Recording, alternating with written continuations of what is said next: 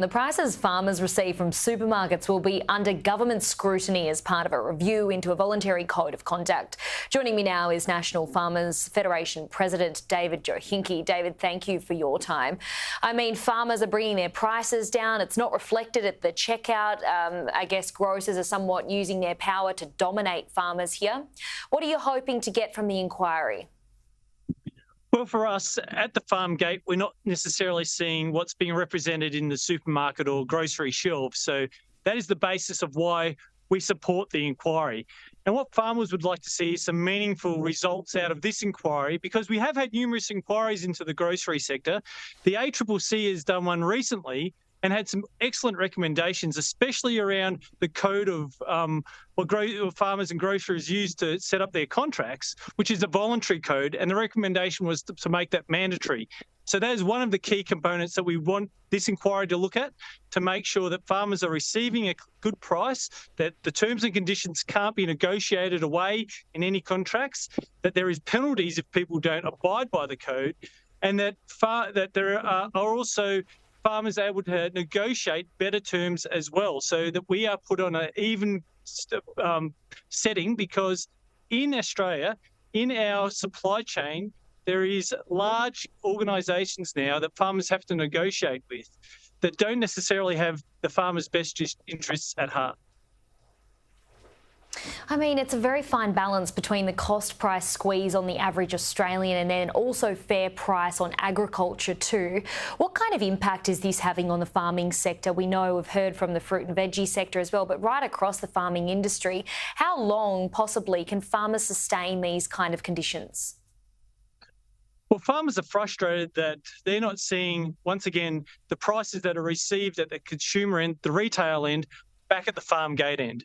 And there is no real pull or push through that supply chain equation so that farmers can get some clear transparency of what crops they should be growing, how much they should be growing, when they should be growing it.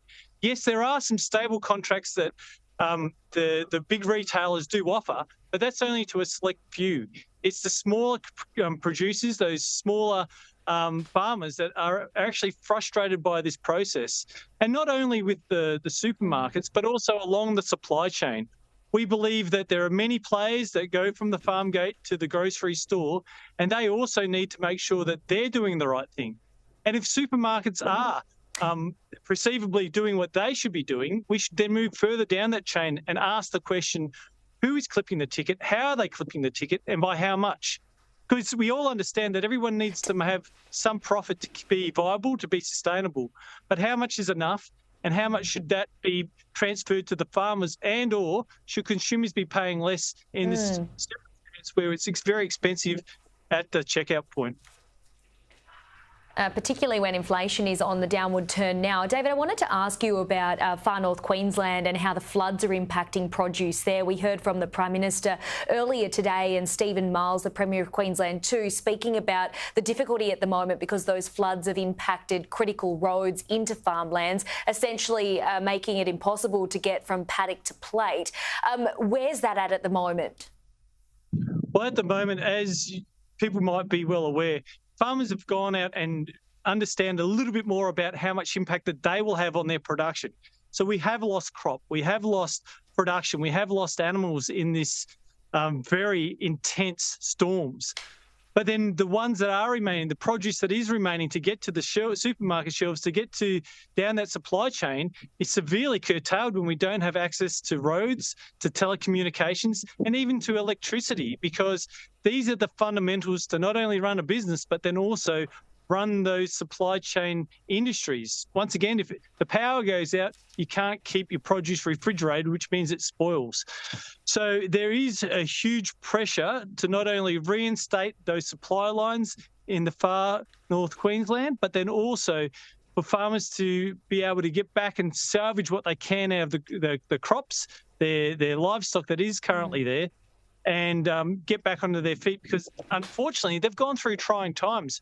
We have had very severe drought in Queensland for numerous years, and this to happen on top of that makes it incredibly difficult for those producers.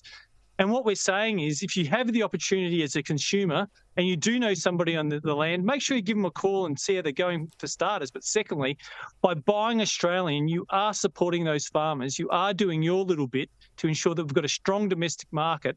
And that means that that baseline, that ability for us to be able to sell produce is there. David Jochinke, thank you for your analysis on this.